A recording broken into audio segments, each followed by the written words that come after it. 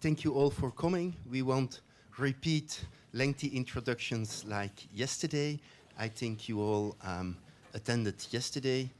What is following now are 3 lectures.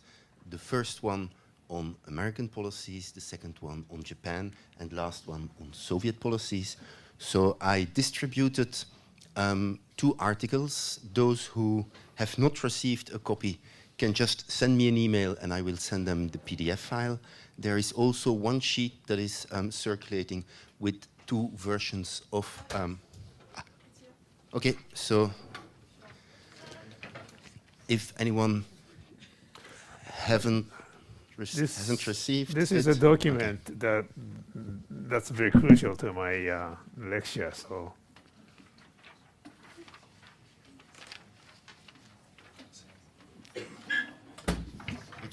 Toshi, you have the floor. Well, thank you very much. It is really a great honor for me to give 3 lectures and talk about the drama of ending the Pacific War. And as I explained, my French is so bad so that I cannot, excuse me for presenting making my presentation in English. And I must say that I'm particularly enjoying nice spring weather in Brussels, and then thank you very much for coming despite that the snow. Okay, I am going to tell you what I'm gonna talk about today. This is a lecture outline. I'm gonna say a few words about introduction, the nature of historiography of the ending of the Pacific War, and then I'm gonna jump into this background of the U.S. policy towards the Pacific War from Yalta Conference to April 1945, and I'm going to explain Truman's dilemma, two dilemmas that Truman faced from April to the Potsdam Conference. And then I'm going to talk about the Potsdam Conference. That's a crucial turning point of U.S. policy to end the Pacific War, and then the use of atomic bomb. So let's begin. The first introduction, I'm going to say a few words about historiography of ending the Pacific War. This is, for many years, historiography of the ending Pacific War is dominated by US-centric narrative that concentrated on the US decision to drop the bomb.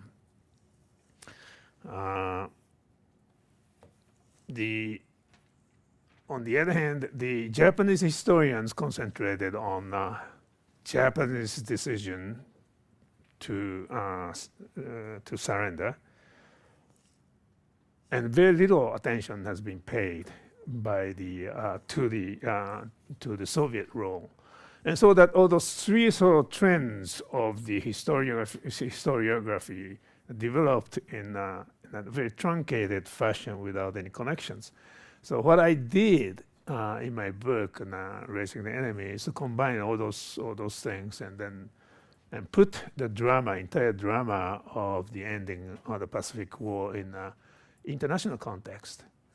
And so that's what I did, and that's what I'm going to talk about, because I think you have to really take a look at the entire process in an international context that involving mostly the United States and the Soviet Union and Japan, and then also tangentially the Great Britain and China are also involved, but mainly I'm going to talk about three countries, and then see that the action and policy of each country, how that each action and the policy of each country has affected the others and being affected by other actions and policies. Those are the very intricate sort of drama. That's what I'm going to talk about.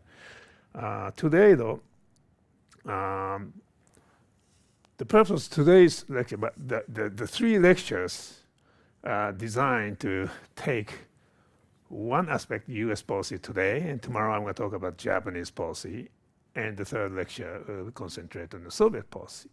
And you have to take a look at all those aspects. So today's purpose in a sort of use mathematical formula that I'm going to use U.S. as a coordinate axis and see that how the other axis, Soviet Union and Japan, are related to that. That's what I'm going to talk about today. Now, as I explained yesterday, there are a couple of assumptions on which that the American scholars, most Americans, justify the atomic bombs. And the first assumption is that there are only two alternatives available to Truman and US decision makers. That is either using atomic bomb. Without using atomic bomb, then you have to launch the homeland invasion on Japan. And homeland invasion in Japan, as you know, that all these battles in Pacific are so costly. And therefore, homeland invasion is a very, very costly affair that in order to avoid that homeland invasion, then there's no alternative but to use the atomic bomb. So this is the choice that Truman faced. In fact, that many historians argue that not only Truman, but any president in Truman's place would have chosen the atomic bomb to minimize the sacrifice of the US soldiers to end the Pacific War. So this is the first assumption. The second assumption, as I said yesterday's lecture, is that it worked. It was the atomic bomb that forced Japan, that decisive impact on Japan's decision to surrender. So to use the terminology of boxing, that this is a knockout punch, knock Japan on the ground, and Japan just surrendered. Okay, so that atomic bomb is the most decisive factor. And therefore, that they argue, those people who justify the U.S.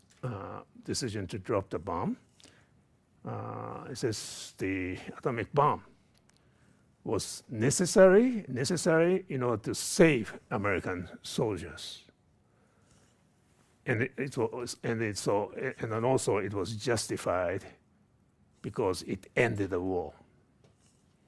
And then as I might have said that, I don't know if I said that or not, but it's one of the famous military historians called Paul Fussell has written a book titled "Thank God for Atomic Bomb." So this is the main narrative of the American historiography. And so the purpose of today's lecture is to challenge the first assumption. Well, there are really only two alternatives. Were there any other alternatives existed and Truman did not choose? This is the purpose of today's lecture. And the second lecture, I'll tell you just a little bit moving ahead. The second assumption is that the effects of the atomic bomb on the Japanese decision. In order to do that, you have to take a look at Japanese decision-making process, right? And that how that atomic bomb affected the Japanese decision-making process. You know that American historians who write about U.S. decision to drop the bomb rather concentrate on the motivations and do not go into the effects. The reason is rather simple, because most of those American historians who write about the effects of the bomb on the Japanese decision, but they don't read Japanese. And so they do not go into the very detailed analysis. But anyway, I'm going to talk about that tomorrow. But today that I'm going to concentrate, I'm going to challenge the first assumption that there were only two alternatives available to Truman and the Truman U.S. administration. Okay, so that's the introduction. So that that the problem we have to examine is that, well, there are other alternatives available to Truman. This is what the purpose of my lecture is, to prove that there were. Okay, so that's what I'm going to talk about. Now, in a way of background, I'm going to talk about the U.S. policy towards the Pacific. The United States did not have a really comprehensive strategy in the Pacific until about 1944. The strategy to end the war in the Pacific, United States emphasis, first priority, was the war in Europe. And the Pacific War sort of in a haphazard way that MacArthur was moving from the south to the north, and Admiral Nimitz was doing island hopping, and then they are not very coordinated strategy. But 1943, they made a decision that they have to end the war within 1 year after German surrender. Right? Still, that they didn't know how to do that. But only at the end of 1944, the Joint Chief of Staff concluded that in order to force Japan to surrender, the United States, within 1 year after German capitulation, the United States had to launch a homeland invasion. The other means, like naval blockade, air bombardment, that will not do. You have to launch the homeland invasion.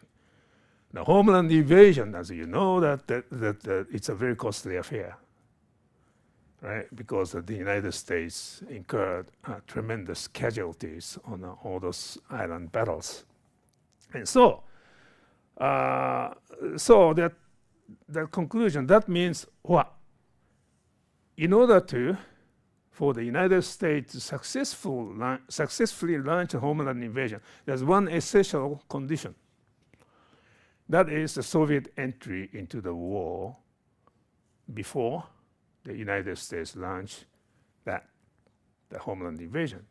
Why? Because it is very important to pin down the Japanese forces in Manchuria and China and the other, right? And so that the Japanese will not be able to send the reinforcement from the continent into the expected homeland invasion and Kyushu. So that was Soviet entry into the war was considered to be essential at this point, right? And this is under this assumption that Roosevelt went to Yalta Conference. He negotiated with Stalin, and Roosevelt, FDR, therefore, that they needed Stalin's assurance that the Soviet Union would enter the war, roughly a couple months after the Soviet capitulation. And FDR, in order to assure that Soviet entry, he was willing to give Stalin, the Soviet Union, certain rewards. So in return for Stalin's assurance that the Japanese would enter the war, the Soviets would enter the war against Japan, he gave this sort of Yalta secret agreement in which he promised certain war trophies. That is, that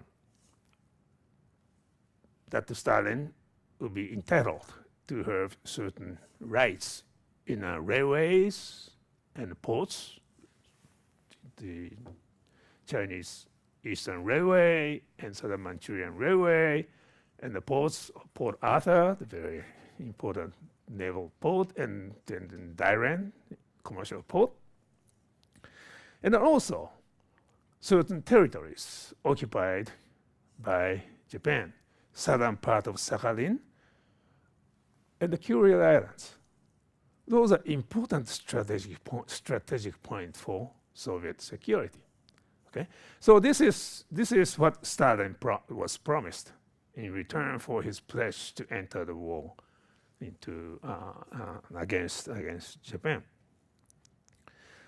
Now, but here you have to understand, in order for Stalin to get access to obtain those war trophies, he has to enter the war. He would have to enter the war, right? This is the first condition, right? He would have to enter the war. I'm going to talk about this topic in the third lecture. In other words, for Stalin, the war had to be prolonged long enough so that the Soviet Union would enter, right, in order to gain those trophies. There's another second condition. Those Yalta Conference, Stalin's, rights, preeminent rights on railways in Manchuria and that sort of thing, right, that obviously violated Chinese sovereignty. And Yalta Conference, China was not involved, right? And therefore, Stalin demanded that. Stalin thought that the Allies would put pressure on China to accept those Yalta Agreement, right? And therefore, the second agreement that the Soviet Union and China, that nationalist China, Chiang Kai-shek China, would come to an agreement to accept Yalta Agreement, and this would be supported by the Allies with Allies' blessings. Okay, this is the second condition. So you have to understand that those things. Now, so I'm going to fast forward, right? That's February 1945. Within 2 months, the situation changed drastically. First of all, FDR died on April 12th, and Truman took over as the president, right? And then within 2 months, the military situation drastically changed in favor of the United States. And the Battle of Hiroshima and the Battle of the Philippines, the Leyte, and then and the Luzon and so on. That's the American scored victory, and then also the American control in the air and the sea became so predominant and disrupting Japanese logistical movement, and so that the American military became very confident that they no longer need the Soviet entry into the war, that they could do that alone. And some, like Admiral King, this is the Navy, so we should not seek any Soviet help. But on the other hand, majority of the military planners thought, okay, we do not need Soviet entry into the war. That's no longer a precondition for successful operation launching the victory in homeland invasion.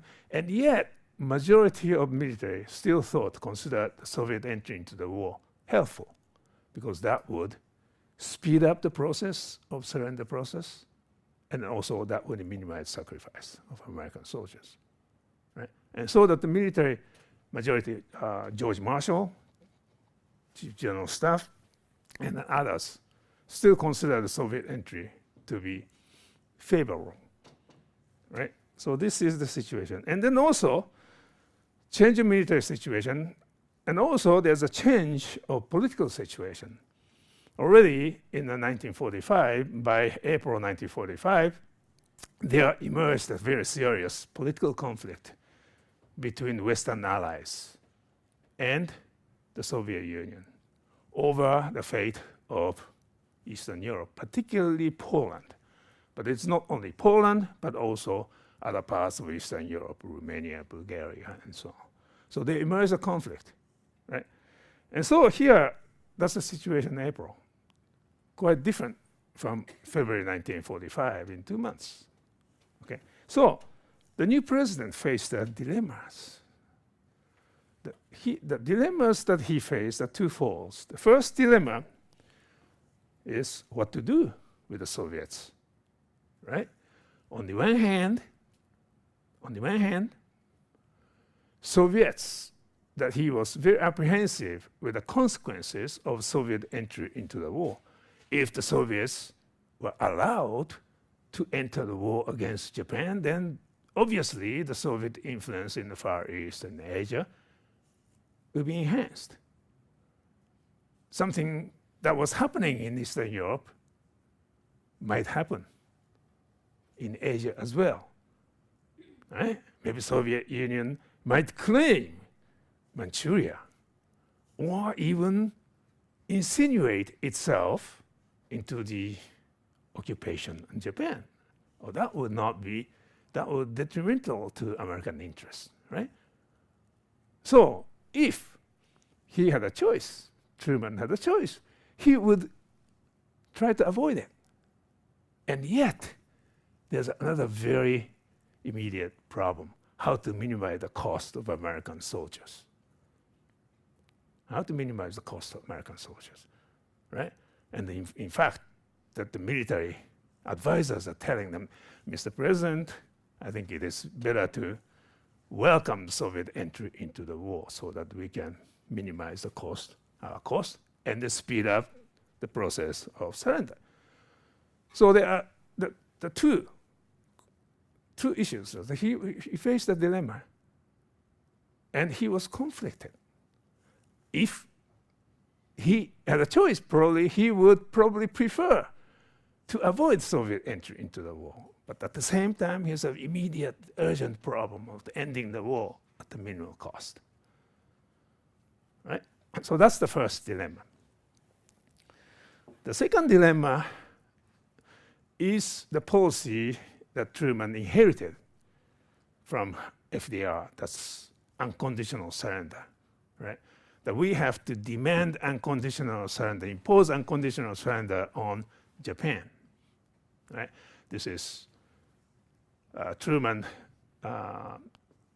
was insisted on this unconditional surrender, not because this is merely legacy of FDR, but also this is also politically motivated, because, well, if you know that 1945, American public opinion was decisively against Japan. If you public opinion, Gallup polls taken say that they are totally against Japanese emperor. You have to understand the reason, because it's the humiliation of Pearl Harbor, right? Pearl Harbor, and then also the atrocities of Japanese soldiers in the Pacific, and the Pacific theater was very vicious, brutal war. And so that the American public opinion was decisively against Japan, particularly Japanese emperor. We have to try them, we have to execute them, we have to exile them. And those are the majority of public opinion. And so that we have to impose unconditional surrender on Japan. This is very important. And Truman, not only so for political public opinion, political reason. In fact, that the Secretary of State, James Burns, was said that if you really bend the unconditional surrender,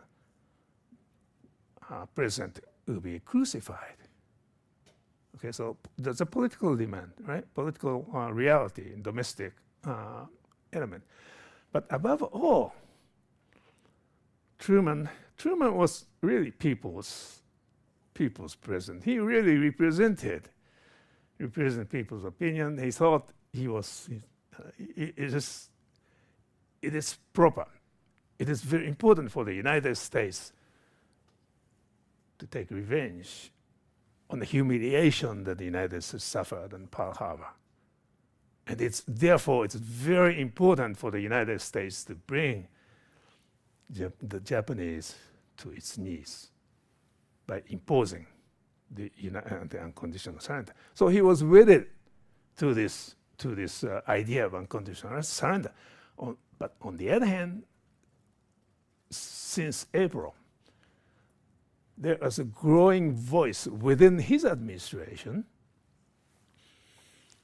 right? Former Ambassador Joseph Grew, who's now the second in command of the State Department, and also military leaders. So in order to end the war quickly, it is wise to define the terms of unconditional surrender, what we can accept, right? And what are the Japanese most concerned about? The Japanese are most concerned about the fate of the emperor system, right?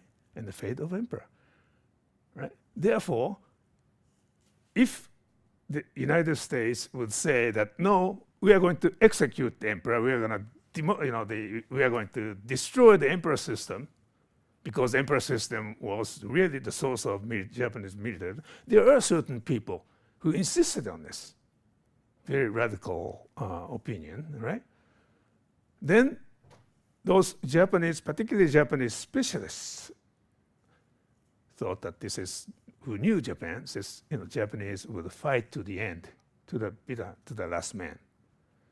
And military men, we wanted to avoid that kind of situation. Therefore, that it is better to rely on more moderate elements within the Japanese government, and define that the signal, send the clear signal to Japanese that it is better. We are not, by demanding unconditional surrender, that we are not gonna destroy your country. We would allow you to retain monarchical system, even under the current dynasty, right? So this demand was growing within the administration. The very powerful figures, such as former ambassador to Japan, Joseph Grew, such as Henry Stimson, that's Secretary of War, James Forrestal, Secretary of Navy. All those are very powerful figures, okay, within the administration, demanding the redefinition of the unconditional surrender. And so here, Truman was conflicted, faced dilemma, whether we're going to bend unconditional surrender or we're going to stick unconditional surrender, right? So he could not decide. And then there's a Potsdam Conference. Potsdam Conference, it's a long conference that lasted from July 17th to August 7th. This is, as I said, this is a really great turning point of US policy. There are two things that happened prior to the Potsdam Conference that you have to keep in mind. The first thing is the Japanese government, already after the defeat of the Battle of Okinawa, I'm going to talk about more detail tomorrow, they decided to explore how to terminate the war. The one thing they are absolutely sure about is that we have to preserve the so-called kokutai, that the state structure of Japan that's centered around the emperor system. That's a minimal demand, right? Minimal demand. And they interpreted American and British demand for unconditional surrender. Mostly American, British are not really sure about this unconditional surrender, but American demand unconditional surrender as the US Allied intention to destroy that emperor system. They could not accept that. Japan, the Japanese government would not accept unconditional surrender. Therefore, that the Allied power, United States, insisted on unconditional surrender. That they will fight to the end. But how to terminate the war while maintaining monarchical system, the emperor system? What major country still remained neutral at that time? Right? It's the Soviet Union. Right?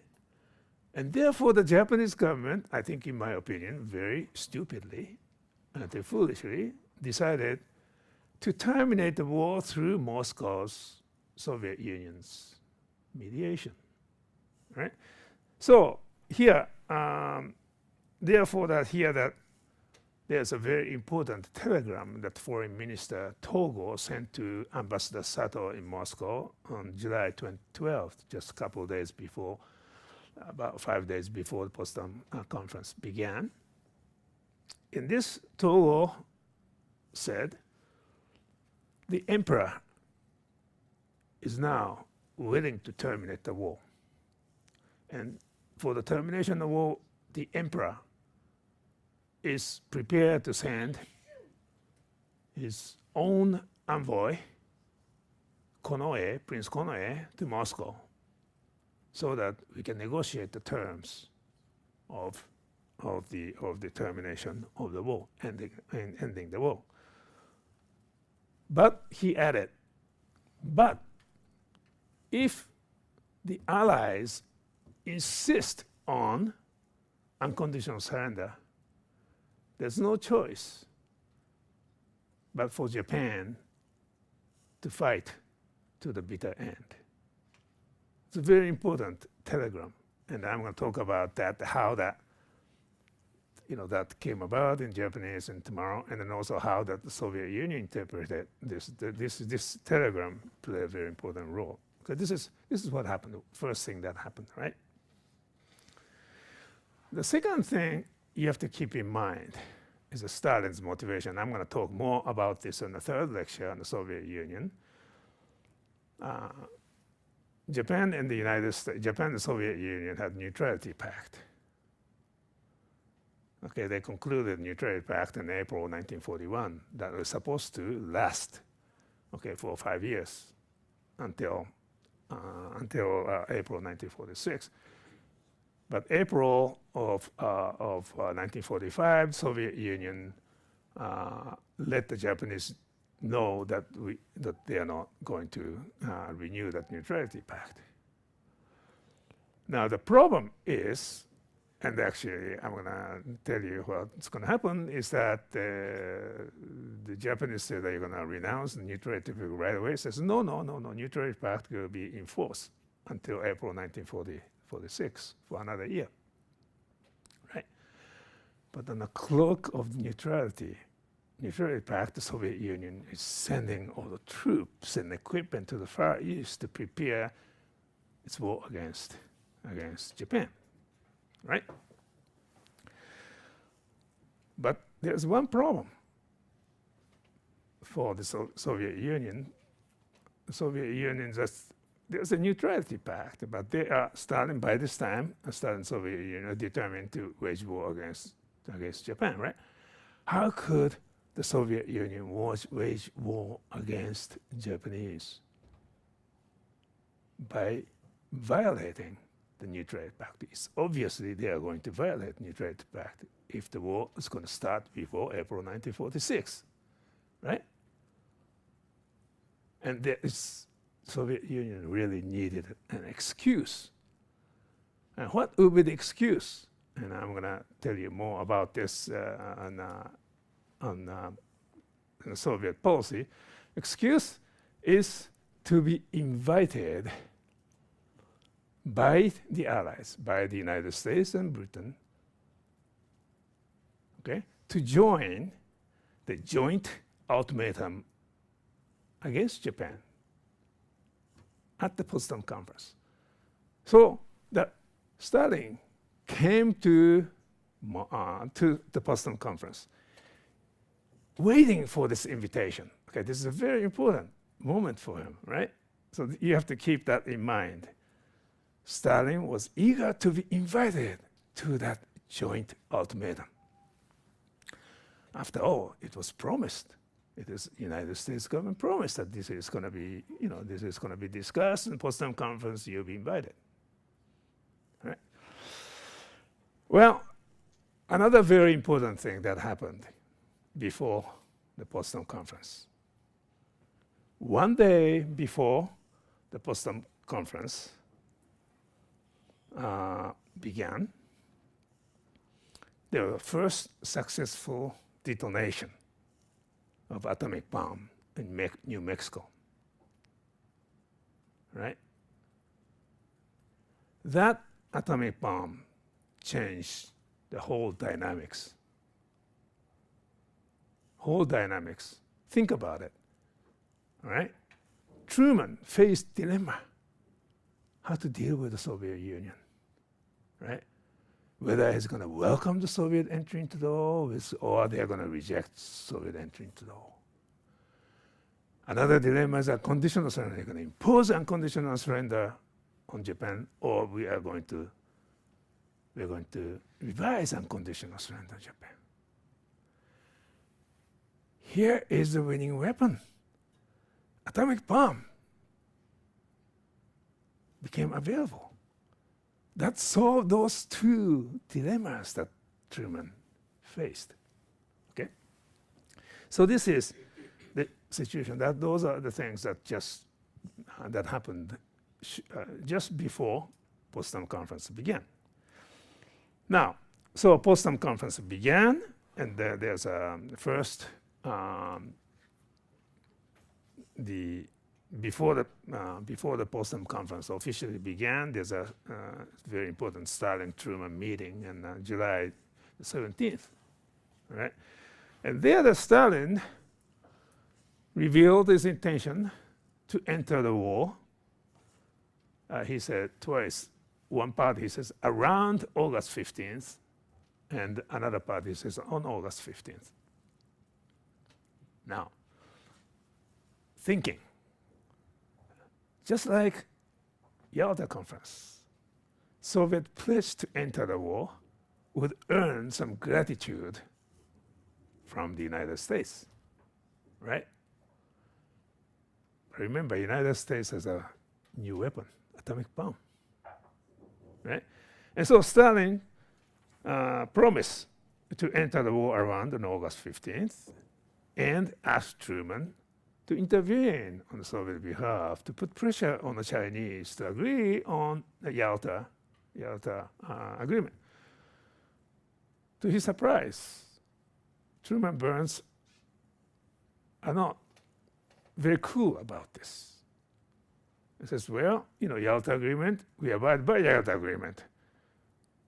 But we demand that Iran should be a commercial open port. He was not very, Truman was not very enthusiastic. And next day, Truman paid the return, first 17th, Stalin visited Truman, and so Truman's turn to visit Stalin, right? Meetings July 18th. There, Stalin had this revealed Togo's telegram to Sato. He says, Mr. President, I have some little secret that I would like to share with you, that we, the Soviet government, received this telegram from the Japanese government, foreign minister, requesting that we receive Emperor's special envoy for the mediation. Well, this is the thing is that the United States has a decoding eavesdropping device called MAGIC. They intercepted military and diplomatic cables, decoded. And so even that telegram reached Moscow, the Japanese, I mean, the United States government, very high officials knew what is the content of the telegram, right? Yeah, of course, Truman pretended he didn't know, right? Although he knew, he was fully aware of the contents of the telegram.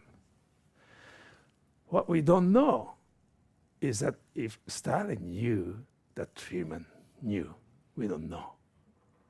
And it's possible that Stalin, from various sources, knew that the diplomatic exchange was intercepted by the Americans. And therefore, if that is so, then revealing this telegram was not really big secret. But anyway, so that's a very important thing to remember, is that Truman, from two sources, knew that the Japanese are on the verge of surrender, terminating the war. They are making the first move, right? They're on the verge of war, ending the war, right? And also, he knew that only sticking point for the Japanese is this emperor system, right? Emperor system. If we say unconditional surrender, or if we make it clear, it does not make clear that the emperor system will be preserved, then Japanese will fight to the bitter end. He knew that, right? Through two sources. Now, and Stalin asked Truman, so Mr. President, what do you want us to do? And Truman asked, well, so what are you planning to do? And Stalin said, well, we plan to say, we are not going to say yes or no. Right? We are not going to reject that Japanese request. We are not going to accept Japanese request. We're going to just point out the ambiguities of telegram, and then we can request clarifications. What does that mean? Because I think this is Stalin was interested in prolonging the war, right? Prolonging the war, so that Togo's telegram to Sato fell right in a trap of the Soviet Union to prolong the war long enough for the Soviet Union to complete the preparation against Japan. And Truman said, "That's a good idea. That's a good idea. You do that." Truman did not suggest that we should, you should accept or you should reject. He said, that's a good idea. He was also interested in prolonging the war long enough so that his secret weapon will become available, right? And so for two different reasons, they were interested in letting the Japanese wait. In fact, this is the time when Stalin said the famous word, "We have to allow the Japanese to sleep," right? Allow the Japanese to sleep while we are making preparations for war against the Japanese. So that's July the 18th.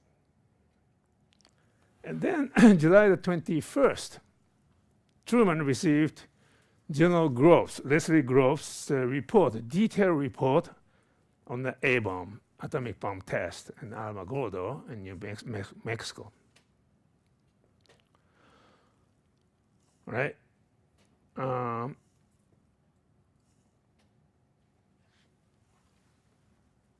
There's a problem. How are we going to deal with this new revelation of the United States possessing the atomic bomb to Stalin? Of course, that was joint. Manhattan Project is also British involved, and they knew that Churchill and then Truman fully talked about the implications of the atomic bomb. They consulted what to do. What are they going to tell Uncle Joe about atomic bomb? They decided, we are not going to tell him the whole truth. We're going to just make an oblique reference, because without telling him, not telling him, it's violated the alliance system. Therefore, we have to tell him something. And so, on July 24th, during the intermission of the Potsdam Conference, Truman sort of nonchalantly approached Stalin and says, Mr. Stalin, that we have some information to tell you. That we succeeded. We possessed a weapon of enormous destructive capacity.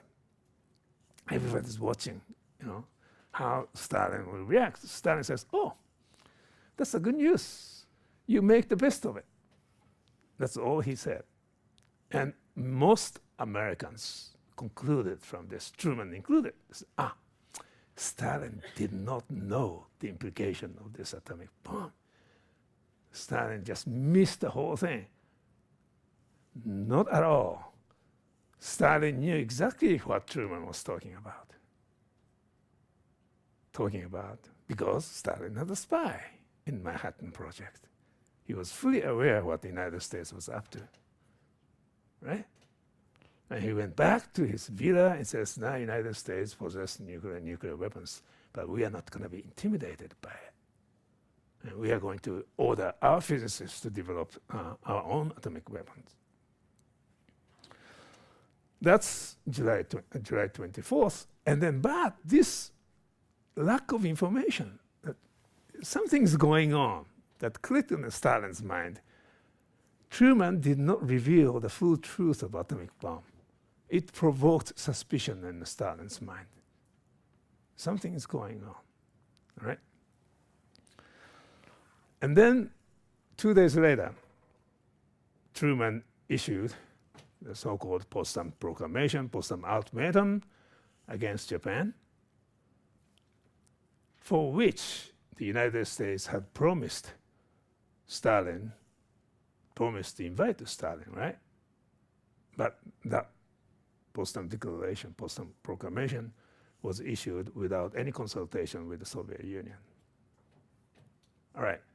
So, in order to discuss then if there were any alternatives available to Truman, then I would like to take a look at the 2 documents I distribute today. Okay? This document 1 on the left-hand side is the Stimson's draft of the Potsdam Proclamation. It was actually prepared by the Operation Division, okay, and then it was Stimson presented this document as a draft of the ultimatum to Japan. Okay, on the right-hand side is a final Potsdam ultimatum. If you compare the 2, there are 2 very important. There are a number of differences, but 2 very important changes. Stimson's draft presupposed the Soviet participation in the war, right? And so the USSR that I marked in parentheses was in parentheses. If the Soviet Union joined the war, that we are going to include the Soviet Union, right? And so that number 1, number 2, the Soviet participation in the war was anticipated. It was accepted, right?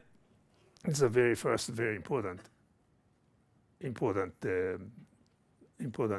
part of the Stimson's result. In fact, the OPD, Operation Division, thought that if the proclamation coincide with Soviet entry into the war, that would just be a tremendous shock to the Soviet Union, that prompted to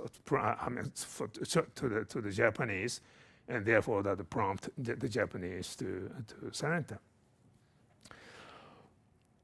Take a look at the final form of Potsdam Proclamation, that any reference to the Soviet Union was dropped. Right? This is the first very major change. The question can be asked, and why did Truman drop any reference to the Soviet Union? Right? This is a very, very important question. And the second big change is the Article 12. Stimson's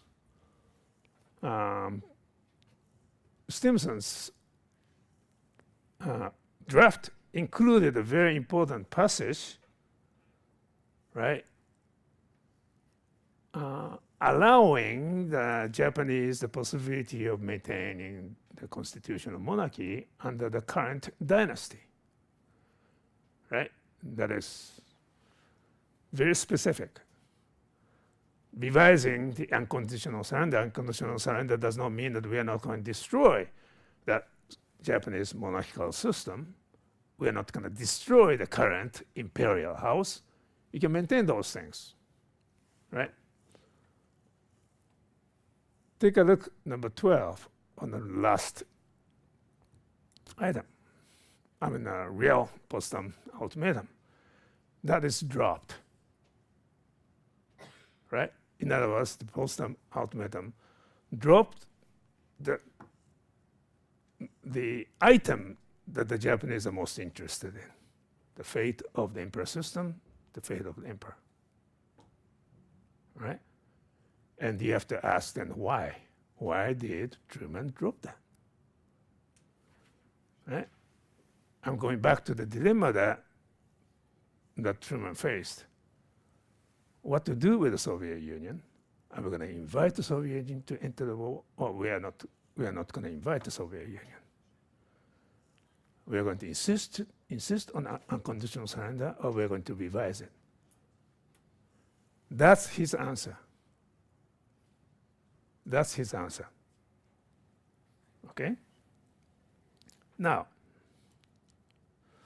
so in this Stimson's draft, clearly 3 alternatives that are available to Truman were spelled out. The first one is, to request Stalin's signature. Add Stalin's signature to ultimatum, signaling Japan that Soviet Union's on the side of the Allies, and there's no hope for the Japanese to seek mediation with the Soviet Union. Right? That's the first alternative. The second alternative, of course, is to signal to the Japanese that we are, by demanding the unconditional surrender, we are not going to destroy your emperor system. You can maintain a constitutional monarchy under the present dynasty. Okay, that's the second alternative. Right? That would allow those people who are concerned about the emperor system to be assured that they can maintain the monarchical system. Right? And the third alternative, so why not combine 1 and 2? Maintain Stimson's original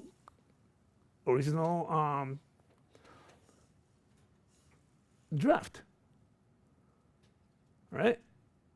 That would change the dynamics of Japanese decision-making process, because there's no hope to seek mediation with Moscow, right? And then also we can also maintain monarchical system. In fact, I'm going to talk about that. There's a very great possibility that the war would have been terminated if the 1 and 2 conditions had been included in the Potsdam ultimatum. Okay?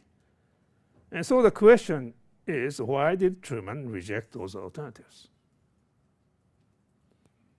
Now, there are those people who insist that actually Truman did not exclude the Soviet Union. The Soviet role is not important. In fact, that the Soviet atomic bomb was not dropped. Soviet factor did not play any role in a U.S. decision to drop the bomb. Those people who argue that the use of the atomic bomb was strictly to avoid costly invasion. Soviet role did not play any role. This is a traditional narrative, American narrative. Still many people believe in that. Those people, of course, argue that how to interpret evidence, this becomes a very important issue. How did Truman reject those alternatives? Okay, and you have to evaluate the evidence. And those people argue Truman's Potsdam diary on July 27. This is what Truman wrote. Truman kept diary in Potsdam, and this is what he said. He'll be in the Jap war on August 15th. Finny Japs when that comes about. Right? So obviously he welcomed Soviet entry into the war. That's August 17th. Truman met Stalin. Stalin said, we are going to join the war. You join the war. Okay? So that's very good telling evidence, isn't it? Truman really wanted Soviet entry into the war. Also, July the 17th, he wrote a letter to his wife, Beth, and says, I've gotten what I came for. Stalin goes to war August 15th with no strings on it. I'll say what will end the war a year sooner now and think of the kids who won't be killed. That is an important thing. Very important evidence, right? To prove that Truman went to Potsdam in order to invite. He would welcome Soviet entry into the war in order to end the war sooner. And then the memoirs he wrote, there are many reasons for my going to Potsdam, but the most urgent, to my mind, was to get from Stalin the personal reaffirmation of Russia's entry into the war against Japan, a matter which our military chiefs were most anxious to clinch. This I was able to get from Stalin in the very first days of the conference. Wow, this is evidence, telling evidence, smoking gun to show Truman was really interested in inviting Stalin, Soviet Union, to join the war, right? But there are contradictory evidence. If you single out those things, cherry picking those things, then say, oh yeah, Truman went to Potsdam Conference in order to seek Soviet entrance into the war, right? And so that's what those people who argue that dismiss Soviet factor in the decision to drop the bomb argue and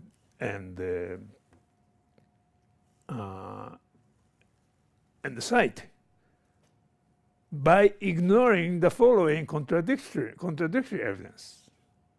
Okay? In the memoirs I cited just before, right? That okay, we came that assure the Soviet entrance into the war. That's I achieved that in the first days, and then this passage is followed by the following. By the time the Potsdam ultimatum was issued, we might know more about two matters of significance for our future effort: the participation of the Soviet Union in the atomic bomb. We knew that the bomb would receive its first test in mid-July. If the test of the bomb was successful, I wanted to afford Japan a clear chance to end the fighting before we made use of the newly gained power. In other words, we're going to issue ultimatum, right? If Japan accept, then we are not going to use atomic bomb. If we don't, Japan reject, we're going to use the bomb, right? That's the first choice, he says. That's the first choice, right? If the test should fail, then it will be even more important to use Soviet participation in the war to bring about surrender before we had to make a physical conquest of Japan. In other words, here, of course, it's good to have assurance, but this passage here, this is insurance, right? The first choice was to use the atomic bomb, right? And then there are also, you have to pay attention to the fact that when Stalin in real time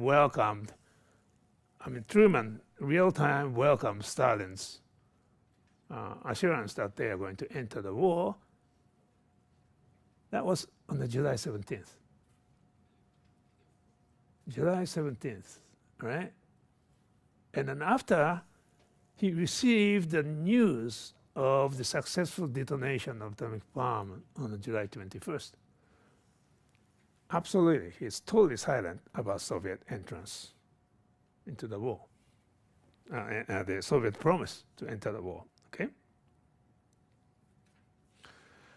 When Churchill learned about successful detonation of the atomic bomb, that he said, "It is clear that the United States does not desire Russian participation in the war against Japan." Right? Navy the Minister Forrestal met Burns on July 24th or so, and Forrestal wrote in his diary, Burns said that he was not anxious to get the Japanese affair over with before the Russian.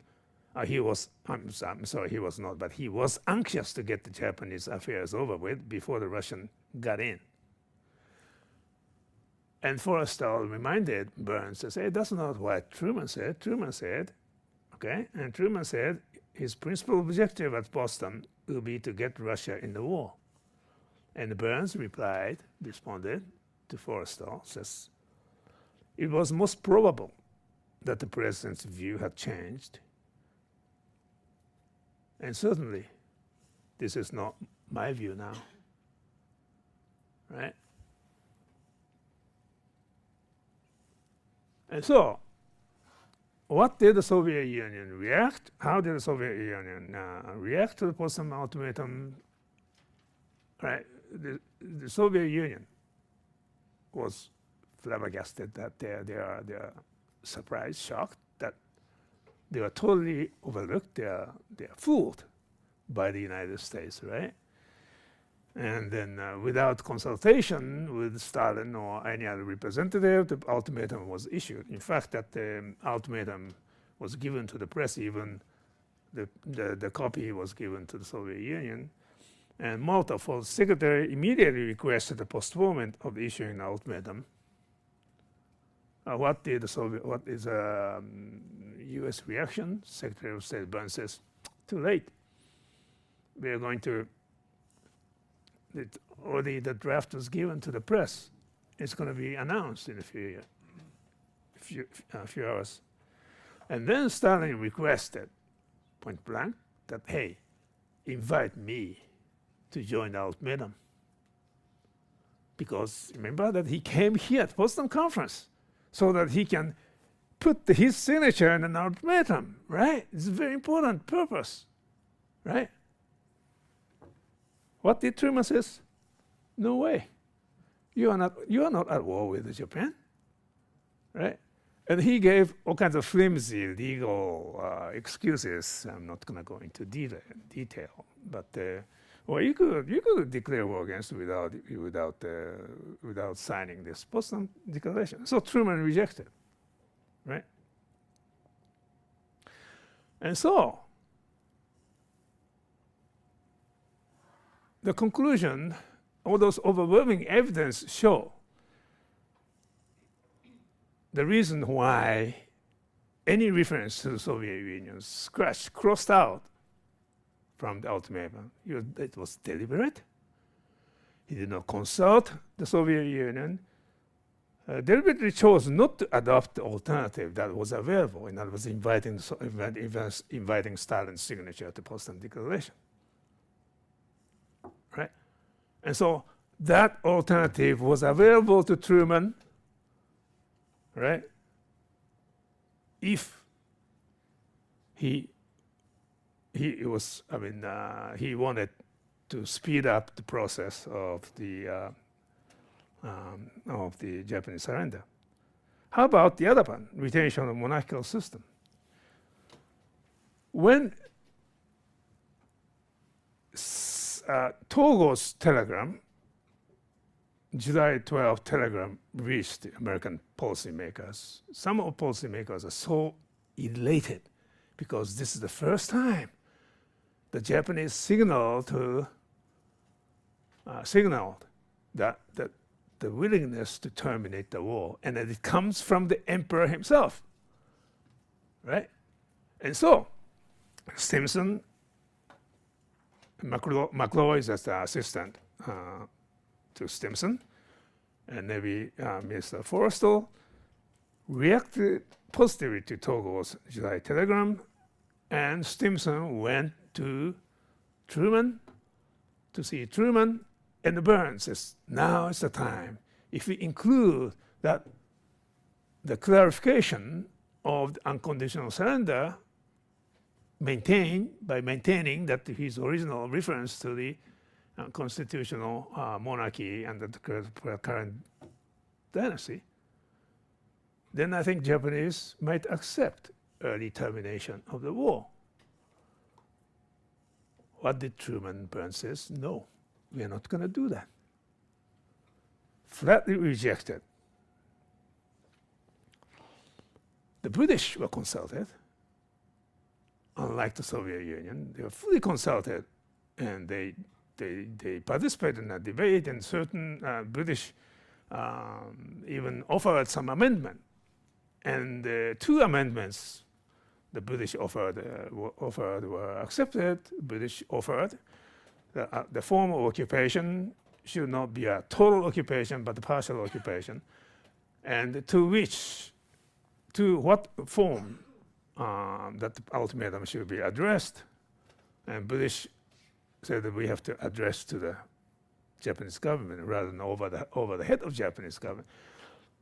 Burns Truman accepted. But 3rd amendment, that is, we should retain, we should spell out the fate of monarchy, right? That Truman and Burns rejected outright. Okay? Here, there's a combined chief of staff meeting. That's the chief of staff of the United States and British, okay, that preceded the Boston Conference in July 16th. And the British chief of staff, Sir Alan Brooke, suggested that we should really maintain, we should promise the Japanese we should maintain monarchical system. And Leahy, the chief of staff to Truman, he says, that's not for us to decide. This is a decision that is left to the top, the highest authority. That is, of course, highest authority. Leahy was chief of staff to the president, and highest authority means only the president, right? And the Churchill, when he met Truman on July 17th, 18th, I can't remember which one, maybe 18th, Churchill suggested to him that we should really think about the possibility of maintaining monarchy. Truman rejected, completely rejected. And the British are not pushed that point very hard because they were afraid that this is the point that forced the United States to accept. And so that they dropped the whole pressure to change that provision. And this is another very interesting episode. And this draft proposal, Stimson draft proposal, was sent to the organization, to the called the Joint Strategic Survey Committee, which is a very high organization making the strategy. And that Joint Strategic Survey Committee recommended that assurance for monarchy, retaining monarchy, should be struck out on a very suspicious sort of demand, which really angered Operation Division. Operation Division is actually the architect of Stimson draft. Right? That the actual Operation Division, those guys wrote the Stimson draft. And the most important point, as far as Operation Division is concerned, most important part of the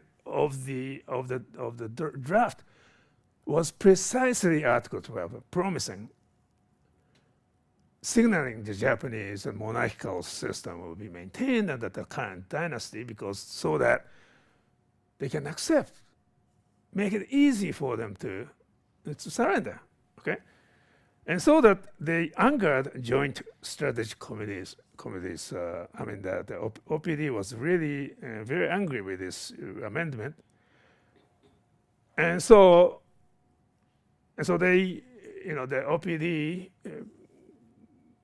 had this amendment to JSSP's and Joint Strategic Service Committee's amendment, saying that here the Japanese people will freely choose the form of a government, including retaining emperor as the head of a constitutional monarchy, and restoring Stimson's original clause.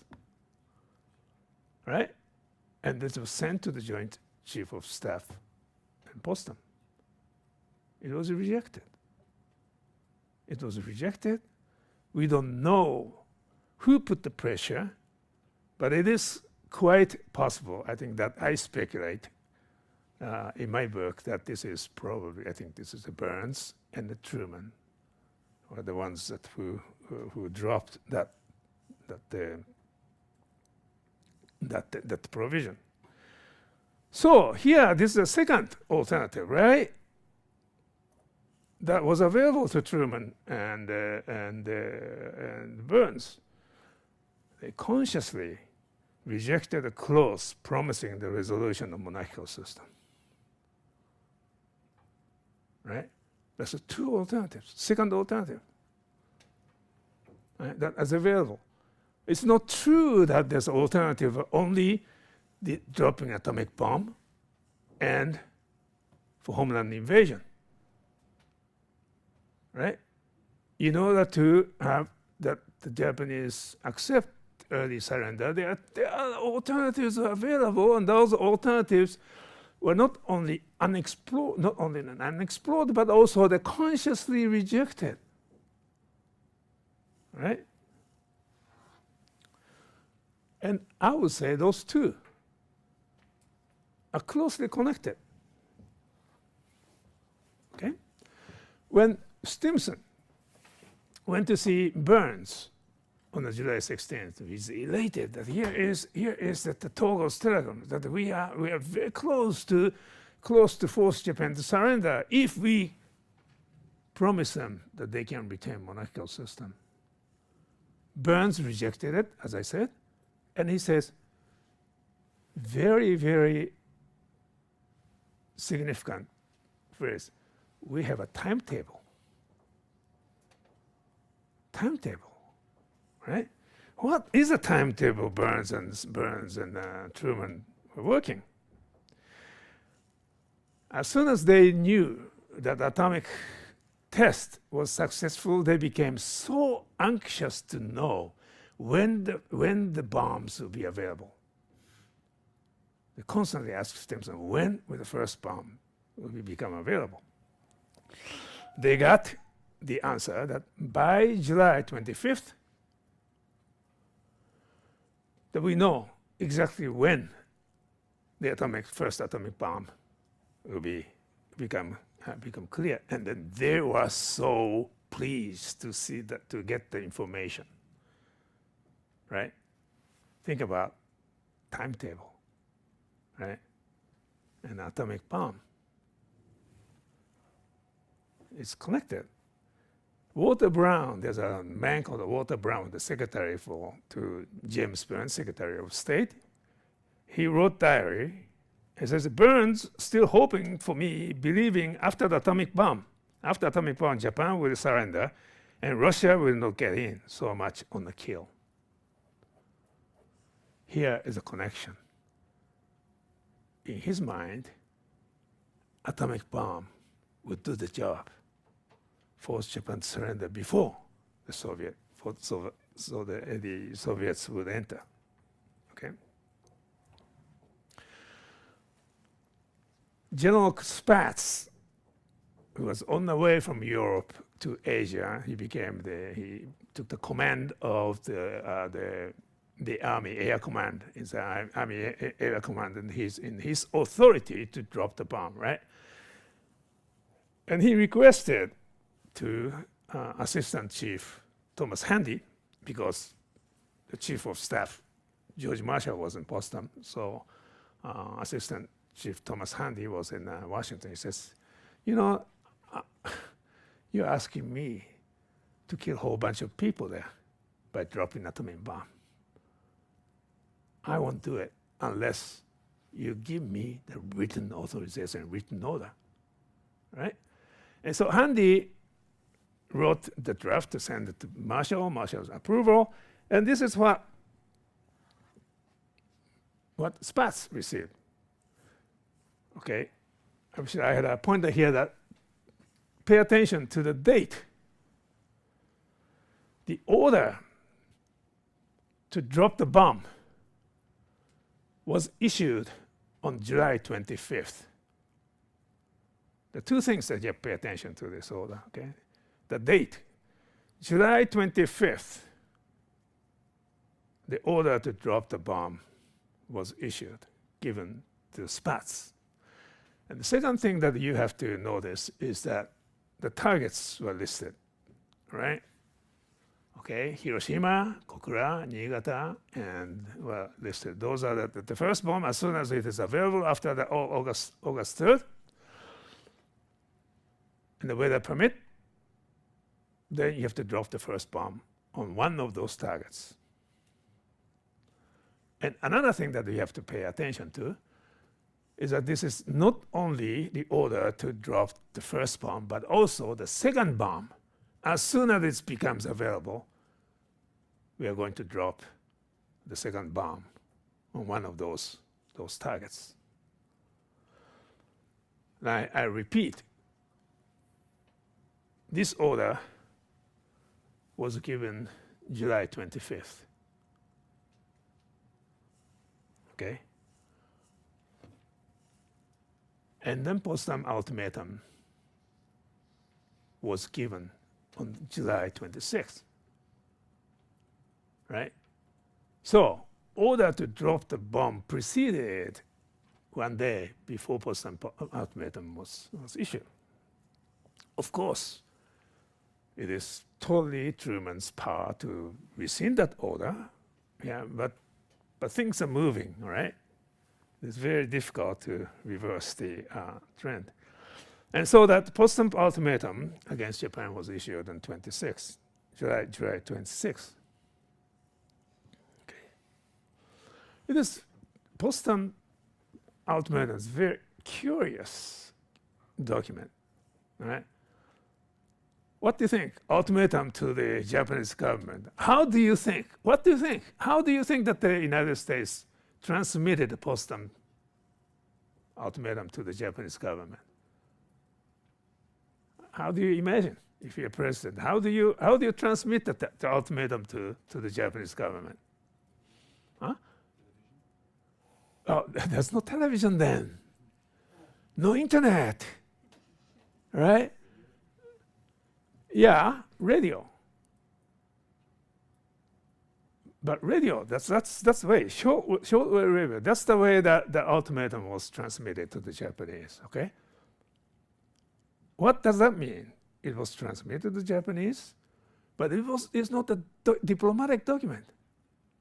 Formal diplomatic document, right? If a formal diplomatic document, then the United States should choose some neutral country like a Switzerland or Sweden, right, to transmit to the Japanese. That's not a diplomatic government. And then also say another very interesting Potsdam Proclamation is this. Say, if you say you're gonna take hostage, right? Hostage, and you issue ultimatum, what do? You tell them, okay, I'll take this hostage, okay, right? And if you do not meet my demand by such and such date, I will kill the hostage, right? Deadline is very important, right? There's no deadline in the Potsdam Proclamation. It says, we brook no delay, but no delay. When? No delay 24 hours, 1 week, 10 days. We brook no delay, right? It's very interesting. But anyway, so the question is, Truman knew from two sources that Japan was very close on the verge of surrender. The only sticking point was the fate of emperor and emperor system, right? And Potsdam Proclamation was silent. The question is, if he knew that was the most important thing the Japanese concerned about, why did he drop any reference to the fate of emperor system? Right? What would Japan respond to that document?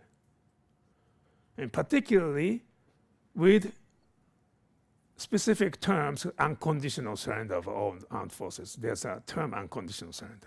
And he knew that the United States demanded unconditional surrender, okay? And that's what Togo said. We have to fight to the bitter end. Why did he include that? If he knew at least the Japanese has a question about the fate of emperor, right? Why did he strike out the most important issue that the Japanese are concerned about? My reply to this is this. He anticipated the Japanese refusal. So that if you issue the ultimatum, Japanese either would reject or delay that the reply, seeking clarification and so on. We are not going to entertain any delay, and so that would give him a really good excuse to drop the bomb.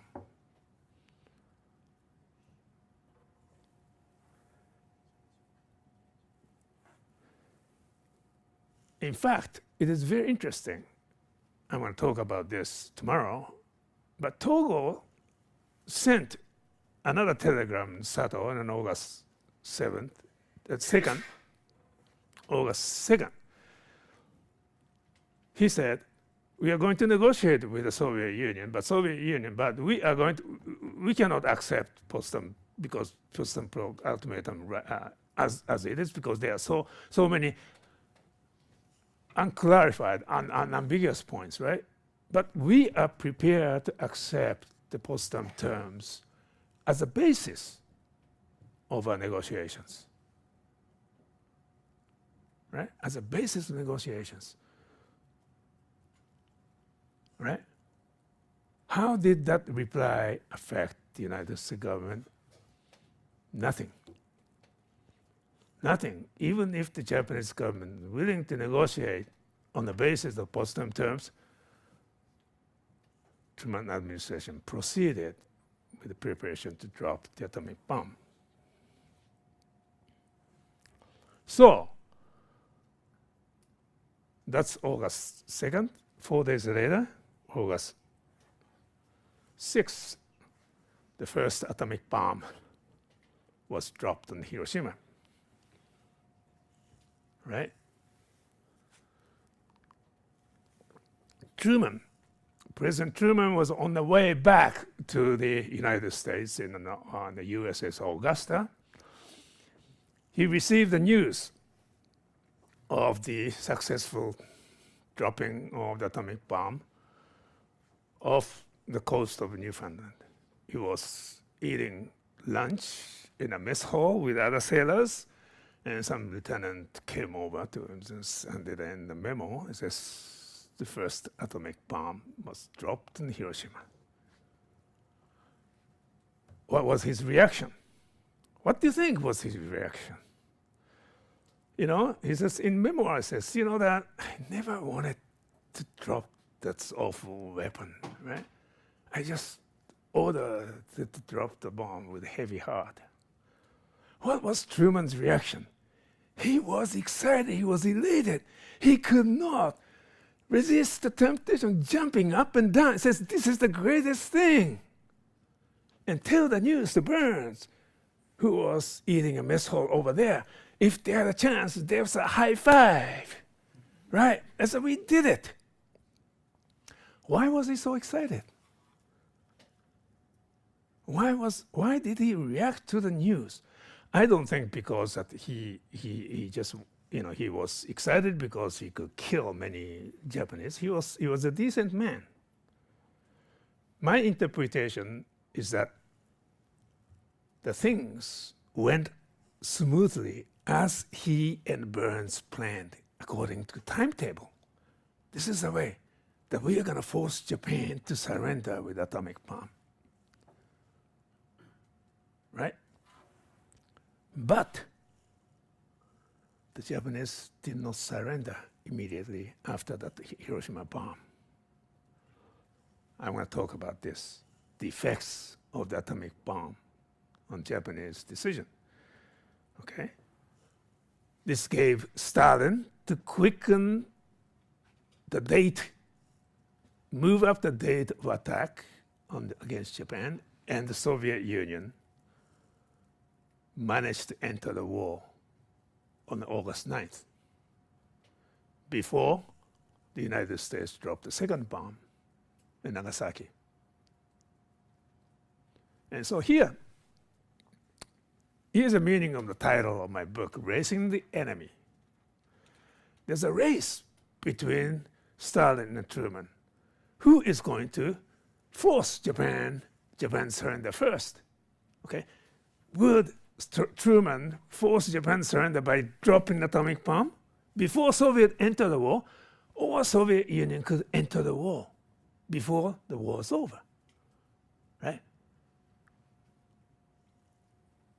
Truman, at least on the first atomic bomb, failed to assure Japan's surrender.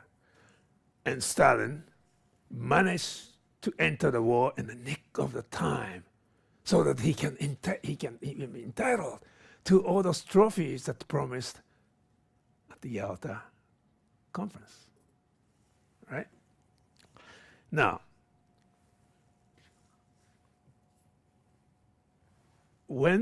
how did Truman react to the Soviet entry into the war? Truman had a press conference, right? Press conference, and he says, "Gentlemen, I have one thing to tell you. The Soviet Union entered the war against Japan. That's all. That's probably the shortest news conference in a presidential news conference."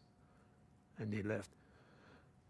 And then later on, Secretary of State Burns issued a statement, right?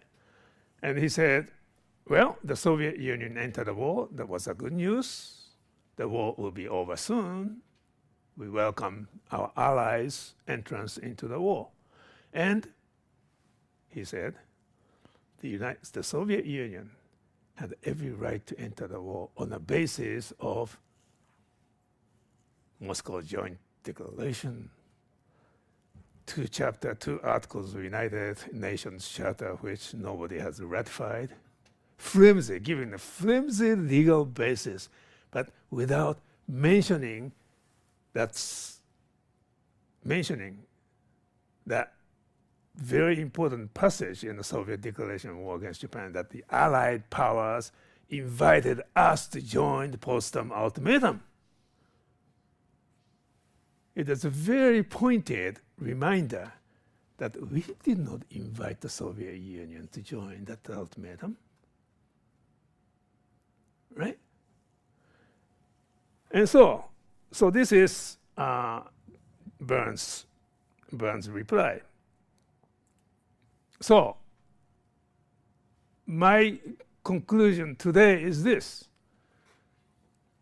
Here, there are at least 3 alternatives that are available to Truman. And those alternatives are not only unexplored, but also that's consciously rejected for political reasons. Right? If Truman wanted to end the war without using atomic bomb, right? He could have explored those alternatives that could have ended the war without the atomic bomb, the using an atomic bomb, right? So this is the conclusion of today's lecture, and tomorrow I'm going to talk about the effects of the atomic bomb on Japanese decision-making process. Right? Now I'm going to give you sort of I'm going to end my lecture today by raising 2 very tantalizing counterfactuals. Or the questions.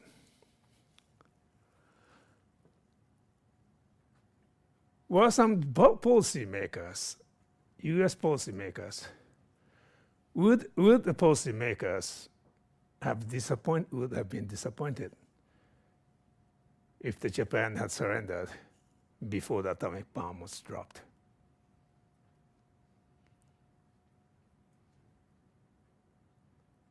In other words, they were so eager to use atomic bomb, right? That's a priority. This is a very interesting question. I think my answer to you, probably we can discuss that later. I have a definite answer. Definite answer that it really depends on who you're talking to.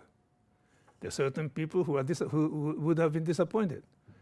People like Burns, I think, definitely would be disappointed without using the atomic bomb. People like Leslie Graves, the military head of the atomic bomb, he was eager to use atomic bomb.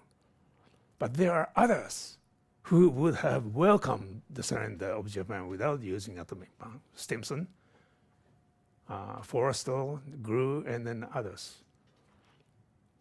I'm not sure about Truman.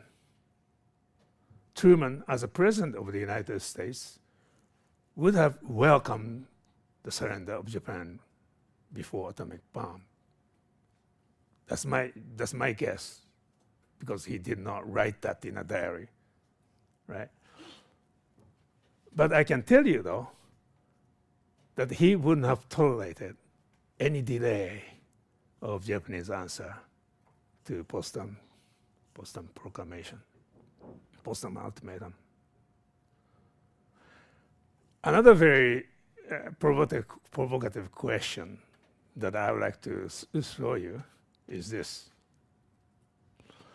Say, suppose Japan had not surrendered in August 15th. Would the United States have used the 3rd bomb? The 3rd bomb was supposed to be ready by August 17th. By November the 1st, when the United States was planned to launch that homeland invasion, 7 bombs were scheduled to be ready. Would the United States have used 2nd bomb, a 3rd bomb, or 7th bomb? in order to force Japan to surrender? That's a very interesting question you might think about. Counterfactuals. Okay, I'm going to stop here, and then I'd like to entertain your questions and discussions and criticisms.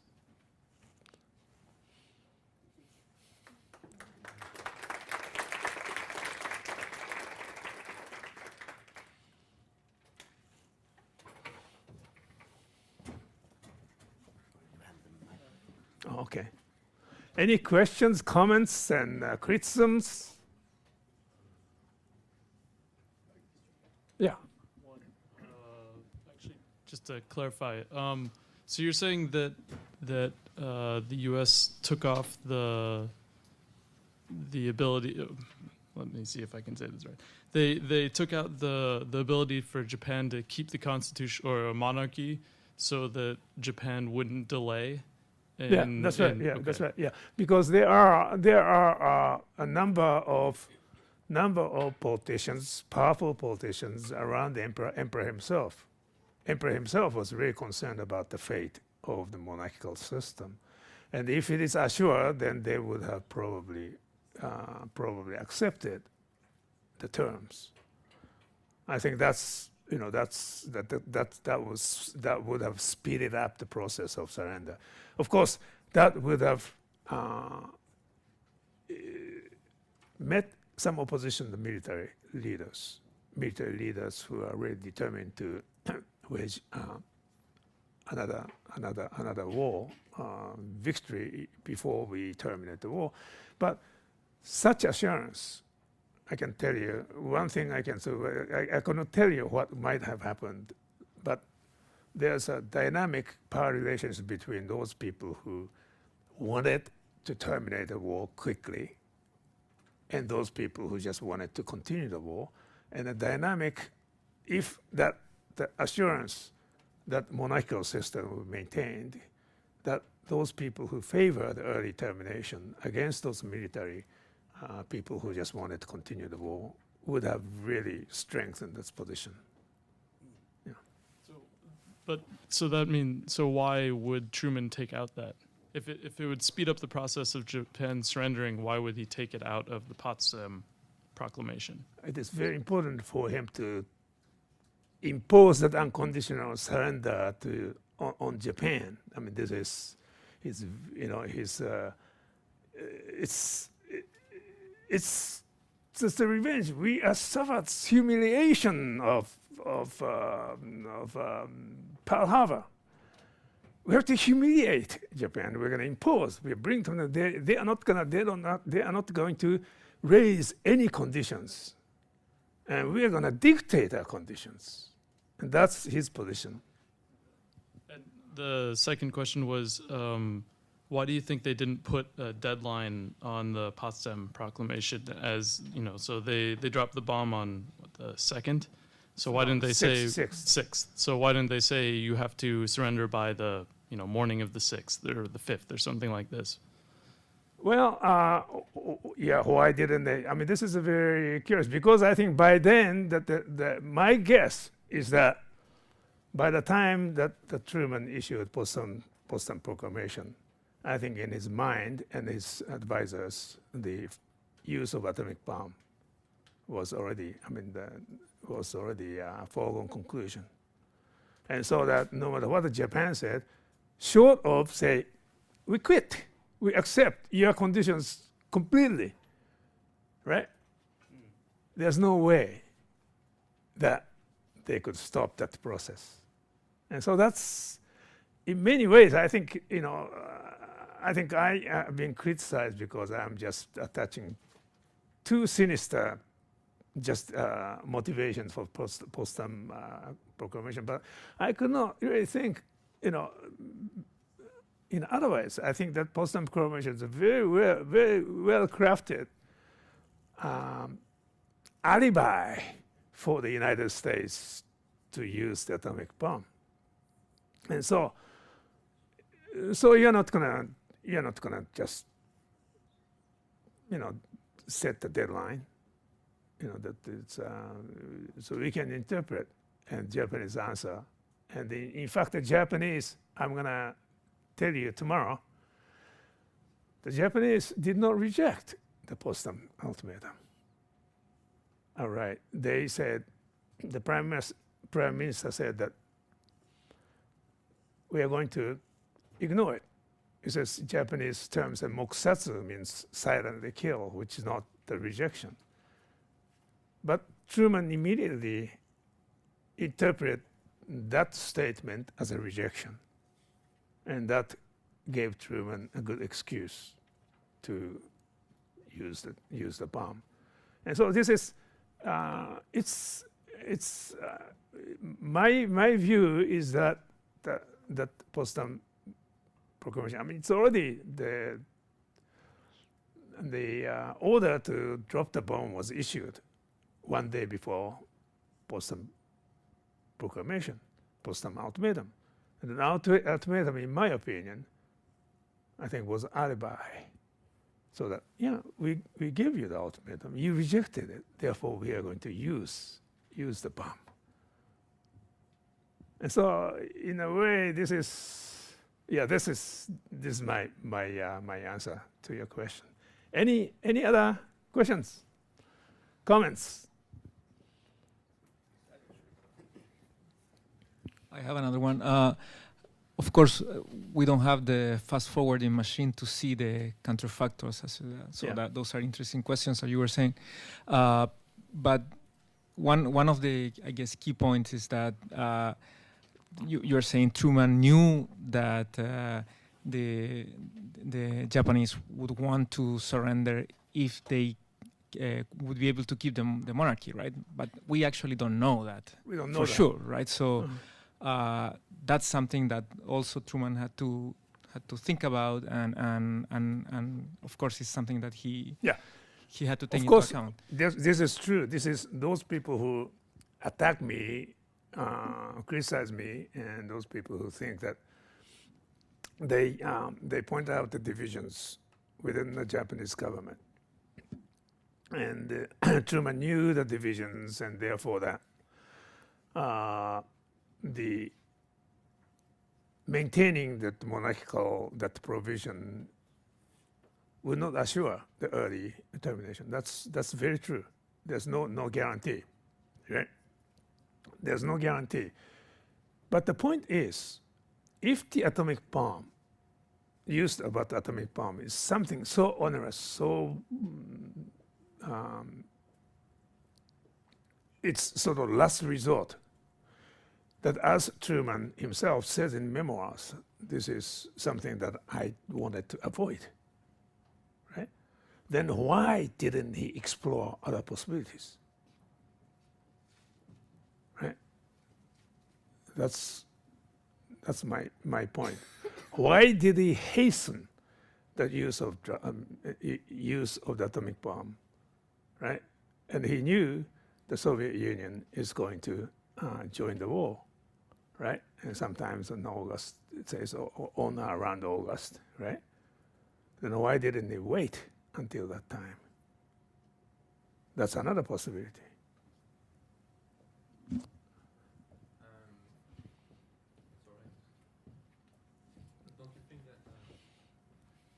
I don't know if you have already talked about this. Don't you think it's a very thoughtful decision to bomb Japan by doing so, that the US showed off the atomic power? And I don't know, I'm just asking, maybe you're gonna tell us about tomorrow or the day after tomorrow, but isn't already the beginning of the Cold War? The US has to prove to the USSR that they have atomic power. And plus they don't want, of course, USSR to get stronger in Manchuria. I don't know, just wanted to ask you where you're going. I think that's a very, very good question. Did atomic bomb the first salvo of the Cold War? I think, historiographically speaking, there's a strong school called the revisionists, and Alperovitz and then others argue that the United States dropped the bomb not to force Japan's surrender, but rather as a diplomatic weapon to intimidate the Soviet Union, so the Soviet Union would behave. That's therefore the Cold War began with atomic bomb. Right? I disagree with him. I think the atomic bomb was used primarily to force Japanese surrender. However, the Soviet factor cannot be ignored. I think Truman dropped the bomb, not necessarily as a diplomatic intimidate the Soviet Union, so that Soviet Union could behave itself in a post-war world, but rather, I think he used the atomic bomb to force Japanese surrender before Soviet entered the war. And there, the geopolitical concerns are very important, so that the Soviet would not expand in Asia. Soviet would not take Manchuria, right? And Soviet would not insinuate itself into occupation policy. And there, that geopolitical concerns are very important, because I think that then I'm going to talk about that aspects in the last lecture, because the Pacific War, you think that it was over when the Japanese emperor accepted the surrender, right? And on August 15th, and broadcasted into the entire nation that we accepted Potsdam surrender unconditionally. The war was not over then.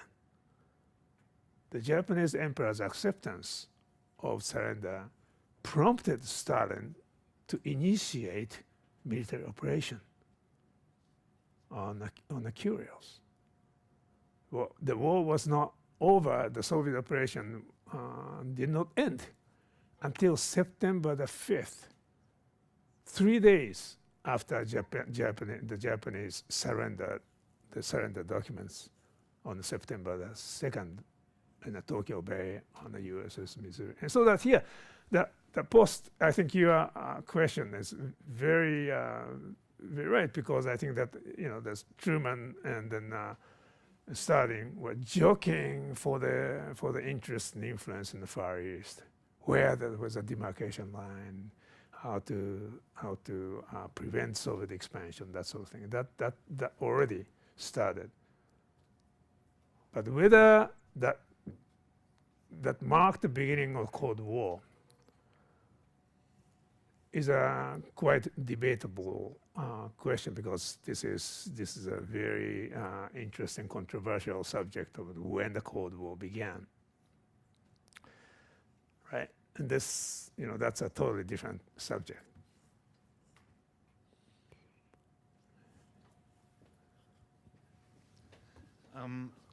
I was just thinking about the first of your counterfactuals, about whether US policymakers would have been disappointed if they didn't get a chance to use the bomb. And I was just wondering whether you'd come across any evidence that US policymakers at all had discussed the possibility that you didn't need to use the bomb. You just needed to indicate to the Japanese what it was capable of.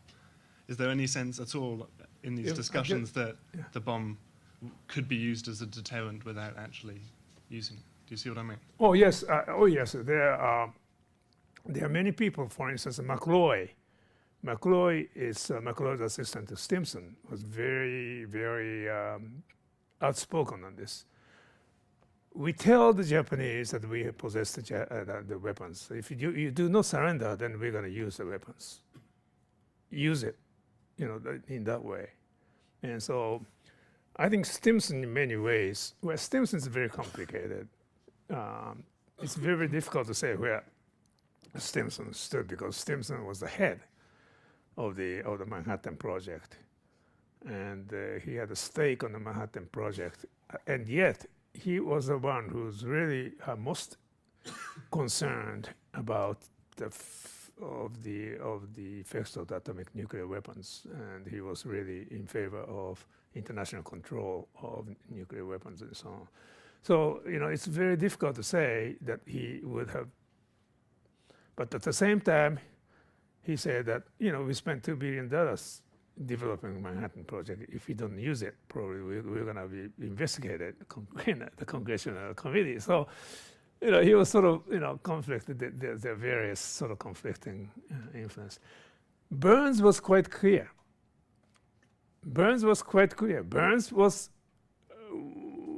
probably, I think that what the gentleman over said, that he was quite willing to use the atomic bomb as a diplomatic weapon to intimidate the Soviet Union. The others, I think the Japanese specialist, Joseph Crew and another specialist who are very familiar with Japan, they are very critical of the use of atomic bomb. And that they could have, we had a better chance of securing the surrender of Japan without the use of atomic bomb. And I don't know if I answered the question. And so those evidence are available. But ultimately, ultimately they never tried, said anything more to the Japanese than the alternative for Japan is prompt and utter destruction. There was no. That's right. Oh, yeah. This clear indication. This is very interesting. This is a question that I cannot determine. That you compare the two documents, right? And then take a look at the, Truman added, at least that the ultimate form of Potsdam Proclamation included, that you surrender. Then they added what is the term that you use, that otherwise we have to face utter destruction. I asked the questions. I said, who added that passage? Who included that passage? What did this person or this group mean by adding those passages? And did not say specifically the nuclear weapons, utter destruction. But and then this is, later on, the Truman memoir says that we won them, and utter destruction obviously means atomic bomb. Without specifically saying, because atomic bomb, we are going to use it. We're going to shock them. We are not going to reveal what the bomb is. And then after we use it, we are going to reveal this atomic bomb. And so utter destruction, I think, is again, and can be interpreted as a pretext that we warn the Japanese the consequences of not surrendering. There's a debate as to how to use atomic bomb, in an interim committee. There are certain people who argue that we should use the bomb. Before we use the bomb, we should demonstrate the effect of atomic bomb somewhere, right? And then even some people like George Marshall says, we should demonstrate atomic bomb. We should invite the Soviet representative to see what the destructive capacity is. And there's another alternative that is suggested, that we should really warn the Japanese that we have this weapon. We are going to use it if you don't surrender. Those two alternatives were discarded, rejected. Well, and then I can understand why those alternatives were discarded. Say, suppose that we are going to have a demonstration, right, in some little island. We're going to have a demonstration of atomic bomb. What if it ended up with a thud? It did not explode, right? That is a sort of making a fool out of yourself. And second alternative, we're going to give Japanese warning that we are going to use atomic bomb in such and such a place, right? What if? Well, I mean, the Japanese might be prepared. They might shoot down the plane, or or Japanese might bring all those prisoners of war on that side, right? And so that we are not going to give a warning. In fact, warning is not a good way. It's not a good idea, because I think the idea is to shock the Japanese. We're going to surprise them with destructive power. Maybe that's the reason why there's other destruction rather than saying atomic bomb. We take one last question. So you said about prisoners of war. Were there any prisoners of war? The bomb Yes. sites? Yeah. Yes, I have to tell you that all the victims, of course, the majority of the victims of atomic bomb are Japanese, right? But this is international war in terms of international bomb, in terms of victims as well. There are a whole bunch of Koreans at the time, and the Japanese colony, and a whole bunch of the Koreans are working in Hiroshima and Nagasaki, right? Those Koreans are killed. And then we don't know how many Chinese were in Hiroshima and Nagasaki, because they are dragooned to work on the Japanese factories and so on, right? We don't know. They're Allied prisoners. There are about 13 Americans, and the Dutch and then the others, in both Nagasaki, the near prisoners of camp, Nagasaki and then and Hiroshima. And those American prisoners who were killed by the atomic bomb, their families were not informed that they were killed by atomic bombs. Their graves were in Jefferson Cemetery and the Jefferson Air Force in Missouri. Nothing was written about atomic bomb. It was only the Japanese researcher painstakingly researched and then discovered that those Americans were also killed by atomic bomb, and informed the families later on. So this is truly an international bomb in terms of victims as well. Thank you very much. Toshi, we all expect you back tomorrow, same place, same time. Tomorrow that we are going to talk about the effects of the atomic bomb on the Japanese decision to surrender. That's the second assumption. So stay tuned.